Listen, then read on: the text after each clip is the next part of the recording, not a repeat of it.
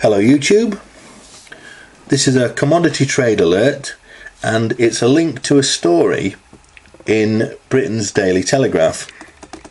A story entitled "Gordon Brown Ordered to Explain Why He Sold Britain's Gold, regarded as the Treasury's worst financial mistake and cost taxpayers £7 billion. Now, many of you will remember around the year 2000, Gordon Brown, our now Prime Minister in the UK, he was then the Chancellor of the Exchequer, and he, in his infinite wisdom, when he was the Chancellor, decided to sell 400 tonnes of Britain's gold on the bullion markets. Now, the gold was snapped up as, at the time, gold had just about reached the bottom of its secular market at around $250 an ounce. Now, obviously, at the moment, gold is around $1,100 an ounce.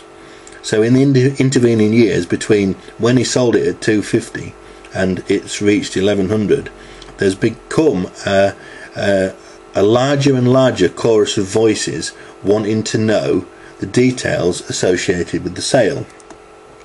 Now, Britain's government has not been very forthcoming with the details associated with the sale. In fact, they've been very secretive about it.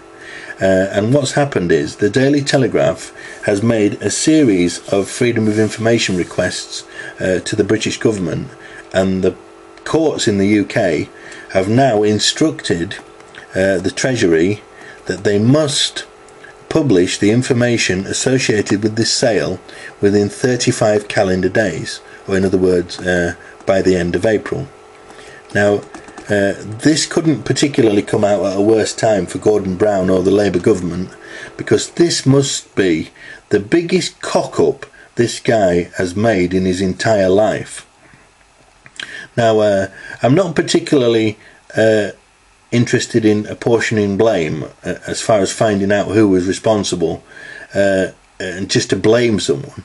What I would like to know is these people that Mr. Brown was engaged with, as far as how they made the decision to sell this gold. What I would like to know is, did those who instructed or advised Gordon Brown at the time, what sort of links, if any, did they have with the people who bought the gold?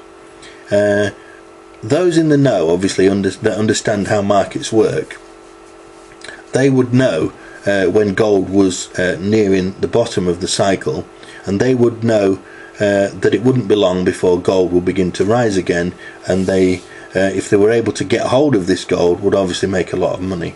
So I would like to know who was responsible for making the decision to sell the gold, but I would also like to know whether those that made the decision to sell the gold had any links with those that bought the gold. Now, I'll put a link to the story in the more info section, and I'll also put a link to an article that Max Keiser did entitled Brown's Bottom. Now, in bullion circles, seemingly, when gold reached the bottom of its market around $250 an ounce in, as I say, 2001, when it reached that point, the bottom of gold's market is referred to in bullion circles now as Brown's Bottom, simply because Gordon Brown sold all this of Britain's gold at the time when it was at the very bottom of the market.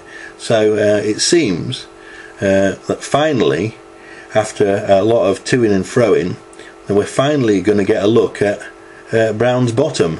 So I'll put a link to the two articles in the site in the more info section. Enjoy. Bye bye.